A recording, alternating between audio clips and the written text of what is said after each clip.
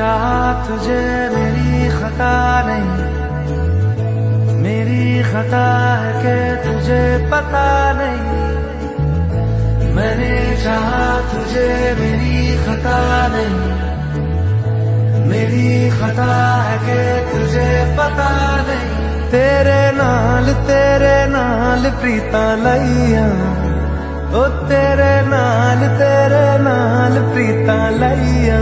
वे माही तैनू खबर नहीं, तेरे नाल प्रीता लईया।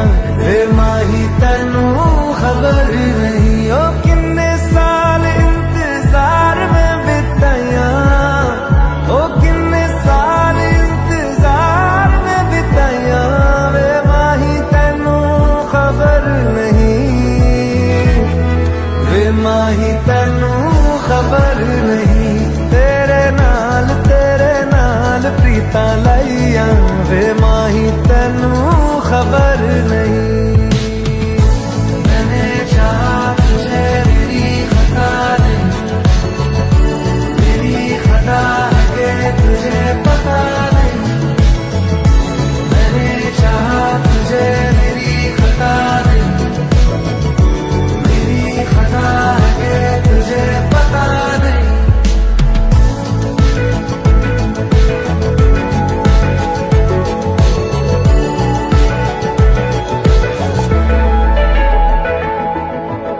कुछ दिन मेरे यार पुराने की हो गया, की हो गया, की हो गया हो। तेरे नहीं क्यों होश ठिकाने की हो गया, की हो गया, की हो गया हो। कमले नु तेरे होर किसे दी, कमले नु तेरे होर किसे दी। लोड़ ते फिकर नहीं, वे माही तैनू, वे माही तेरा, वे कमलिया मेरे नादान दिल।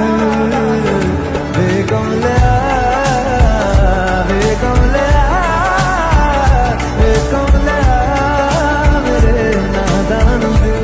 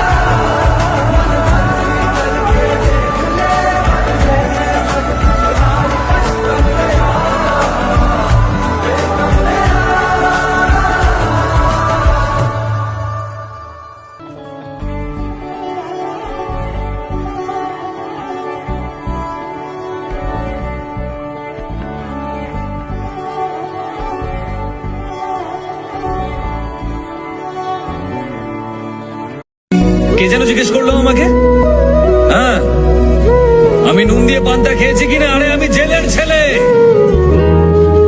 আমার নিঃশ্বাসে প্রশ্বাসে নুন রয়েছে।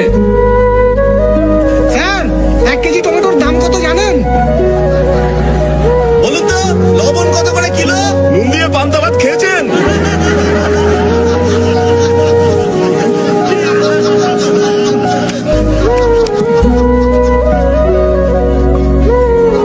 আজ আপনাদের কথা শুনে খুব লজ্জাই করছে আমার। সত্যি কথা বলতে 1 কিলো টমেটোর দাম আমি জানি না। টমেটোর দাম জানে না, নেতা হতে এসেছেন? এই স্যার কি টমেটোটা চিনিয়ে দে না। স্যার একবার এই টমেটোটা দেখে নিন। আরে এই এই এই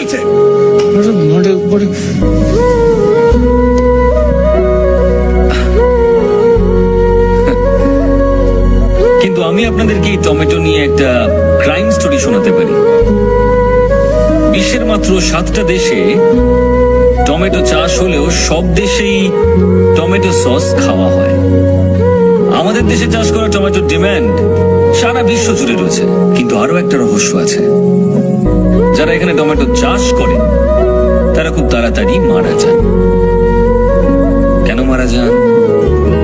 কারণ এখানে টমেটো যে পরিমাণে চাষ হয় আর তার যা দাম পাওয়া যায়, তার মধ্যে আকাশ পাতাল তফাৎ অন্যান্য দেশের তুলনায়। ধরুন এখানে এই টমেটো বিক্রি করে আর এই টমেটো বিক্রি করে একই দামে। প্রচুর চাহিদা থাকলেও আমি টমেটো কিনছি শুধু ওর কাছ থেকে, আর বাকি লোকজনদেরকে আমি বলছি যে ওর কাছ থেকে টমেটো কিনবেন না। আর টমেটো কতদিন ভালো থাকে? মাত্র 2 দিন। আমি কিন্তু জানি না কার টমেটো আগে নষ্ট হবে, কিন্তু দুজন বিক্রেতাই সবসময় ভয়ে থাকবে। তখন আমি সেই সস কোম্পানিকে সমস্ত টমেটো বিক্রি করে দেব প্রচুর পরিমাণ লাভ রেখে, যেটা আমি কম দামে কিনেছিলাম। আমি শুধু এর কাছ থেকেই কম দামে কিনে নিলাম, আর অন্য টমেটো বিক্রেতার সমস্ত টমেটো নষ্ট হয়ে গেল। পৃথিবীর সমস্ত দেশে লোকজন টমেটো সস দিয়ে খাবার আনন্দ করে খান, কিন্তু আমার দেশের টমেটো বিক্রেতা না খেতে পেয়ে মারা যান।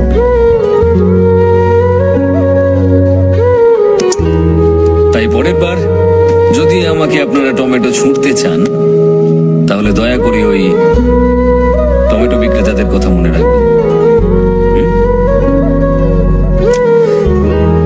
কি হলো? আপনারা সবাই চুপ কেন? কারোর কিছু বলার থাকলে বলতে পারেন। স্যার, আমার একটা প্রশ্ন আছে। হ্যাঁ, বলুন না। আমরা কেউ এখানে ভোট দেওয়ার সময় যাই না, জানি যে ওটা জালি ভোট হয়ে যাবে, কিন্তু আপনি একটা ভোটের জন্য এত কিছু কেন করছেন?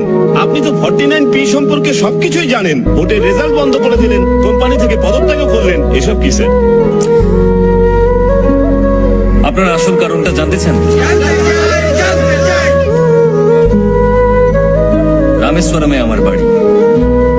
দারিদ্র্যের মধ্যে একটা ছোট্ট সাধারণ পরিবারে আমি বড় হয়েছিলাম, যার আশেপাশে প্রচুর জেলে পরিবার বসবাস করত। মাছ ধরে জেলেরা সবসময় বেঁচে ফিরত না, আর মৃত জেলেদের পরিবার তিলে তিলে অনাহারে মারা যেত। অভাব এতটাই বেশি ছিল। তারপর একটা ইলেকশন আসে। ইলেকশনের সময় সমস্ত ক্যান্ডিডেটরা আমাদের কাছে আসেন। ভোটের দিন অনেকেই সমুদ্রে চলে যান, আমিও তাদের সঙ্গে গিয়েছিলাম। আমরা যখন সমুদ্রে, সেই সময় নির্বাচন হয়। আমাদের নির্বাচিত ব্যক্তিরা কিন্তু 5 বছর শক্তিশালী হলেও আমরা প্রত্যেকটা মানুষ একদিন ভীষণ শক্তিশালী। যারা যারা ভুল বুঝে সেই সময় সমুদ্রে গিয়েছিল, তারা সবাই ফিরে আসার চেষ্টা করে। আর সেদিন নির্বাচনকে কেন্দ্র করে আমাদের এলাকায় একটা দাঙ্গা তৈরি হয়। আর সেই দাঙ্গা